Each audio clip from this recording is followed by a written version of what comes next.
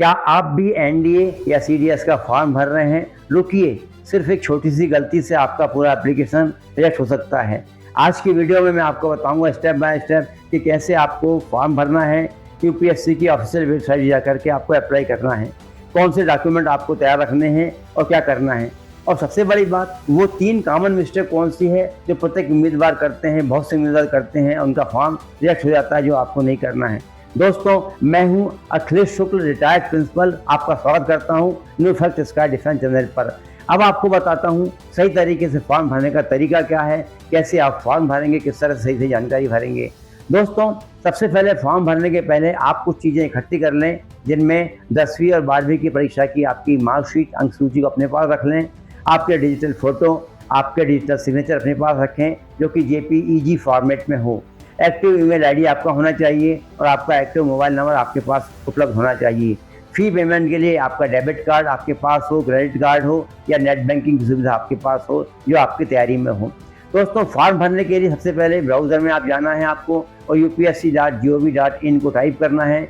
Home page पर exam section में आप जाएंगे और जब आप होम पेज पर एग्ज़ाम सेक्शन में पहुंच जाएंगे तो आपको यहाँ पर सबसे पहला दिखेगा national defence academy and naval academy examination second 2026।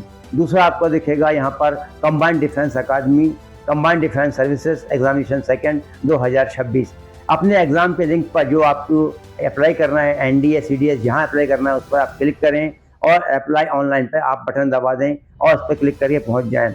यदि आपने रजिस्ट्रेशन नहीं कराया हुआ है तो नए यूजर को रजिस्ट्रेशन कराना है। रजिस्ट्रेशन कराने के लिए आपको अपना पूरा नाम, आपका पूरा ईमेल आईडी, आपका मोबाइल नंबर आप डालें, आपका ओटीपी आपको आएगा, उसको आप वेरीफाई कर दें, आपका फॉर्म वेरीफाई हो जाएगा।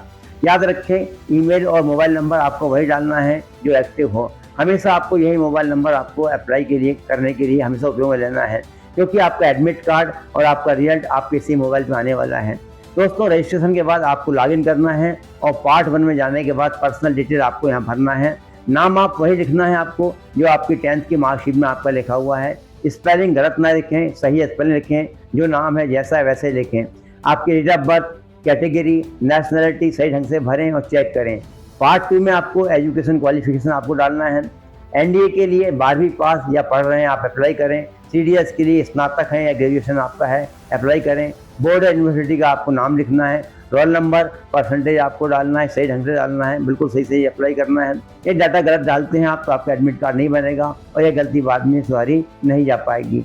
अब आते हैं पार्ट 3 पर। पार्ट 3 के अंतर्गत आप एग्जाम सेंटर चुनें। यूपीएससी पूरे भारत में सेंटर देता है, आपको अपने शहर के आसपास जहाँ एग्जाम सेंटर है वहाँ पर अप्लाई करें, वहाँ पर आप चुनें। अब पार्ट 4 के अंतर्गत मैं आपको बताऊंगा आपकी फ़ोटो और सिग्नेचर आपको अपलोड करना है। आपको ध्यान रखना है आपकी फ़ोटो 3 KB से लेकर 40 KB से अधिक बड़ी ना हो और सिग्नेचर 1 KB से 40 KB के आसपास आपको हो। फोटो का बैकग्राउंड आप वाइट रखें, चेहरा आपका क्लियर दिखना चाहिए। आपको पर्टिकुलर फॉर्मेट की गलती आपकी यही होती है, आप यह ध्यान रखें, आप यहाँ किसी प्रकार की गलती ना करें। इसलिए फाइल अपलोड करने से पहले साइज जरूर चेक कर लें और ध्यान रखें फाइल अपलोड हो रही है नहीं, अन्यथा आप उसको कंप्रेस करके छोटी फाइल बनाएं और फिर अपलोड करें। अब ध्यान दीजिए ये 3 मिस्टेक कौन सी है जो आपको नहीं करना है। सबसे पहली बात, आपको फीस पेमेंट के बाद पेज को रिफ्रेश नहीं करना है, रिफ्रेश ना करें। पेमेंट सक्सेसफुल का स्क्रीनशॉट और ट्रांजेक्शन आईडी आपको यहाँ पर नंबर, दूसरी बात आपको सेव करना है। दूसरा, आपको एप्लीकेशन फॉर्म सबमिट करने के बाद फाइनल सबमिट करना है। ध्यान रखना है आप फाइनल सबमिट का बटन जरूर दबाएं, नहीं तो आपका फॉर्म ड्राफ्ट में रह जाएगा, आपका फॉर्म सबमिट नहीं हो पाएगा। तीसरी बात, SC ST महिला उम्मीदवार को फीस एग्जामिनेशन के लिए सही कैटेगरी चुनें और में आपकी फीस कटेगी, आपको फीस पेमेंट करना पड़ेगा, ध्यान रखें इस बात का। फॉर्म सबमिट करने के बाद आपको PDF आपको मिलेगा, उसके PDF को आप डाउनलोड करने और अपने पास रखें। SSB इंटरव्यू के समय आपको यह काम में आएगा, जब वो रिस्की पड़ेगी इसका आपको उपयोग करना होगा। तो दोस्तों, यह थी सही प्रोसेस एनडीए और सीडीएस 2026 के फॉर्म भरने की। कैसे आपको फॉर्म कंप्लीट करना है, सेफ तरीका क्या है, मैंने आपको आज बता दिया है। एनडीए सीडीएस के संबंध में अन्य जानकारी के लिए वीडियो देखें, लिंक ऊपर आई बटन में दिया हुआ है। 9 जून तक फॉर्म भरना न भूलें, अनिवार्य रूप से 9 जून तक आप अवश्य फॉर्म भर दें। दोस्तों, यदि वीडियो काम का लगा हुआ हो तो इसे लाइक करें, अपने दोस्तों के साथ शेयर करें और अभी तक आपने चैनल सब्सक्राइब नहीं किया है तो चैनल सब्सक्राइब अवश्य कर लें और कमेंट में लिखें फॉर्म फिल्ड, ताकि मुझे मालूम पड़े कि कितने जवानों ने फॉर्म भर दिया हुआ है। अगले वीडियो में आपसे फिर मिलता हूँ एक नई जानकारी के साथ। तब तक के लिए आपसे विदा चाहता हूँ। जय हिंद।